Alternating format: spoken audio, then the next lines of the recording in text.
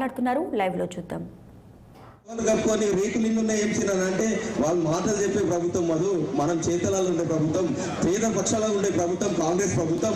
మనకు 3,500 ఇల్లు శాంక్షన్ అయి ఉన్నాయి ఈ దుబాకకు. ఖచ్చితంగా ఈ ఎలక్షన్లు అయిపోయినాక మేమందరం కూడా నాయకులం అందరం వచ్చి ఎలక్షన్ కూడా అయిపోయినాక గ్రామంలో కూర్చొని ఎంతమంది నిరుపేదలు ఉన్నారో వాళ్ళందరికీ కూడా ఇల్లు కట్టించే బాధ్యత, ఇల్లు కట్టుకునేటోళ్ళకు కూడా 5 లక్షల రూపాయలు ఇచ్చే బాధ్యత తీసుకుంటామని చెప్తున్నాం ఇంద్రం ఇళ్ళ కింద. అదేవిధంగా ఇళ్ళ జాగాలు లేని వాళ్ళకు కూడా ఇళ్ళ జాగాలు ఇచ్చే బాధ్యత తీసుకుంటామని చెప్తున్నాం. ఒక్కసారి ఆలోచన చేయండి. కాంగ్రెస్ పార్టీ అంటే పేదల పక్షం, పేదల గురించి ఆలోచించే విపక్షం. అదే బీజేపీ పార్టీ, బీఆర్ఎస్ పార్టీ ఏంది, వాళ్ళకి అదానీలు అంబానీలు కావాలి, మాకు కావాలి, గరీబులు కావాలి, గరీబుల సంక్షేమం కావాలి, పేదల పక్షంలో ఉండేది పార్టీ కాంగ్రెస్ పార్టీ అని ఆలోచిస్తుంది. ఒక్కసారి ఆలోచన చేయండి అన్న. ఈరోజు దేశంలో ఒక పార్టీ ఏమడుగుతుంది, మతం పేరు చెప్పి ఒకటి అడుగుతుంది, ఇంకో పార్టీ ఏం చెప్తుంది, ప్రాంతీయ పార్టీ పేరు చెప్పి అడుగుతుంది. కానీ కాంగ్రెస్ పార్టీ ఏమడుగుతుంది, సమానత్వం కోరుతున్నాం, సమానత్వం కావాలంటున్నాం, బీసీ కులగణన చేస్తా అంటున్నాం, బీసీలు మీ వాటా ఎంత, మీ శాతం ఎంత, మీ బడ్జెట్ అంతా ఇస్తామని చెప్తుంది. బీసీ కులగణన కూడా తీర్మానం చేసిన పార్టీ కాంగ్రెస్ పార్టీ అని చెప్తున్నాం. అదేవిధంగా దేశంలో కూడా బీసీ కులగణన తీసుకొచ్చే పార్టీ కాంగ్రెస్ పార్టీ అంటున్నాం. సమానత్వం ఇస్తామని చెప్తున్నాం. ఈ రోజు చెప్తున్నాం, ఈ చల్లని యాప చెట్టు కింద కూర్చున్నాం. కాంగ్రెస్ పార్టీ కూడా ఈ పంచభూతాలు ఎట్లయితే నీడనిచ్చి చల్లగా చూస్తుందో కాంగ్రెస్ పార్టీ కూడా పంచభూతాలని ఆదర్శం తీసుకొని సమానత్వం ఇచ్చే పార్టీ కాంగ్రెస్ పార్టీ అని చెప్తున్నాం. అన్ని వర్గాల ప్రజలను చూసుకునే పార్టీ కాంగ్రెస్ పార్టీ అని చెప్తున్నాం. యువత మీరు ముఖ్యంగా ఆలోచన చేయండి. ఈ రాయపోల్ డెవలప్మెంట్ కావాలంటే నేను ఎంపీ గెలిచినాక ఈ రాష్ట్రంలో ప్రభుత్వం కాంగ్రెస్ ప్రభుత్వం ఉంది, నేను కూడా ఎంపీ ఉండి కేంద్రం నుంచి వచ్చే నిధులు, రాష్ట్రం నుంచి వచ్చే నిధులు తీసుకొచ్చి ఈ ప్రాంతంలో రోడ్లు లేని తాను రోడ్లు వేయించి, అదేవిధంగా కరెంటు లో వోల్టేజ్ ఉన్న దగ్గర కరెంట్ వేయించి, కాలేజీలు కట్టించి ఈ ప్రాంతాన్ని అభివృద్ధి చేసే బాధ్యత మేము సీనన్న మేము మనం అందరం కలిసి తీసుకుందాం.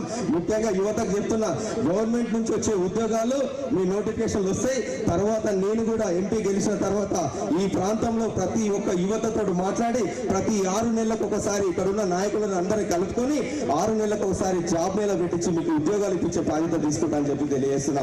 మీకు అందుబాటులో ఉండే నాయకులు లాగుంటున్నా. ఇంకొక నాయకుడు వెంకటరామరెడ్డి చెప్తాడు, అమ్మకు అన్నం పెట్టాడు కదా, చిన్నమ్మకు బంగారు గాజులు పెడతాడంట. ఇప్పుడు ఎమ్మెల్సీ ఉండు కదా, మరి ఎమ్మెల్సీ ఉన్నప్పుడు మానవత్వం గుర్తు రాలేదా?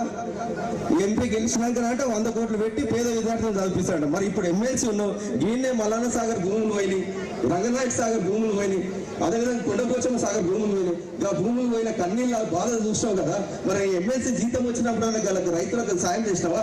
వాళ్ళ నష్టపరిహారం సరిపోకపోతే, సార్ నష్టపరిహారం సరిపోతలేదు, రైతులకు రాష్ట్ర ప్రభుత్వం నుంచి ఎక్కువ ఇవ్వమంటే వాళ్ళని మెడల్ బట్టి దూర్పేసిన వ్యక్తి వెంకటరామరెడ్డి. ఒక మానవత్వం ఉండాలని వ్యక్తి వెంకటరామరెడ్డి. కానీ నీళ్ళ మంది కనుక్కోండి, మీరు ఎప్పుడు సేవ చేసుకుంటూ ఉంటాడు, మానవత్వంగా ఉంటాడు. 1 రూపాయి సంపాదిస్తే వాళ్ళ ఆటన పేద ప్రజలకే ఖర్చు పెట్టే వ్యక్తి నీళ్ళ మంది. ఒక్కసారి ఆలోచన చేయండి. ఈ ఇద్దరు వ్యక్తులు గెలిచినాక వాళ్ళు క్రియేటెడ్ కమిటీలలో ఉంటారు. వాళ్ళు ఫోన్ చేస్తేనే గేట్లకి తాళం తీస్తారు. కానీ నీలం మధు ఎప్పుడు అందుబాటులో ఉండి మీ మధ్యలో ఉండి మీకు సేవ చేసే భాగ్యం కల్పిస్తాడు ఉంటాడు అంటున్నా. మీకు సేవ చేసే భాగ్యం కల్పించాలి. ఇక్కడ ఉన్న ప్రతి ఒక్క సెగ్మెంట్ ఉన్న వాళ్ళకి చెప్తున్నా, నేను ఎంపీ గెలిచిన తర్వాత కూడా ఒక టోల్ ఫ్రీ నెంబర్ పెట్టి ఇక్కడ ఉన్న సమస్యలు కూడా తీసుకొని ఆ సమస్యలు ఇక్కడ ఉన్న నాయకులతో అందరితో కూర్చొని పరిష్కరించే బాధ్యత తీసుకుంటామని చెప్తున్నా. మీరందరూ కూడా చేతి గుర్తుకు ఓటేసి గెలిపేయాలి. మే 13 తారీఖున జరిగే ఎన్నికల్లో పెద్దమ్మగుడి నుంచి కూడా తిరుమలపూర్ రోడ్డు కూడా చెప్తారు. ఈ ఎలక్షన్ కోడ్ అయిపోయినాకనే ఇమ్మీడియట్ గా రేవంత్ అన్నతో మాట్లాడి రోడ్డు శాంక్షన్ చేస్తాం, నామ నిధుల నుంచి కూడా తీసుకొచ్చి రోడ్డు కట్టించే బాధ్యత మేము చేస్తామని చెప్తే మీరందరూ కూడా ఒక్కసారి ఆలోచన చేయండి తమ్ముడు. ఎందుకంటే ఈరోజు రాష్ట్ర ప్రభుత్వం కూడా కార్పొరేషన్ ఏర్పాటు చేసింది కూడా కాంగ్రెస్ ప్రభుత్వమే. 16 కార్పొరేషన్లు ఇచ్చింది. యాదవ కార్పొరేషన్ ఇచ్చింది, ఉల్లూరు కార్పొరేషన్ ఇచ్చింది, రెడ్డి కార్పొరేషన్ ఇచ్చింది, బీసీల కార్పొరేషన్, ఎస్సీ కార్పొరేషన్ సమానత్వం ఇచ్చే పార్టీ కాంగ్రెస్ పార్టీ. కాబట్టి మీరందరూ కూడా చేతి గుర్తుకు ఓటేసి గెలిపేయండి. ఎందుకంటే ఈరోజు ప్రైవేటీకరణ చేస్తుంటారు. బీజేపీ 3వ వస్తే రైల్వేలు ప్రైవేటీకరణ చేస్తుంటారు. రాష్ట్ర కేంద్రం నుంచి వచ్చిన కర్మాగారాలన్నీ కూడా ప్రైవేటీకరణ చేస్తుంటారు. మన రాజ్యాంగాన్ని మనం కోల్పోతాము. మన రాజ్యాంగంలో ఉన్న విలువలు మనకి పోతుంటాయి. కాబట్టి రాజ్యాంగాన్ని కాపాడుకోవాల్సిన రోజు వచ్చింది.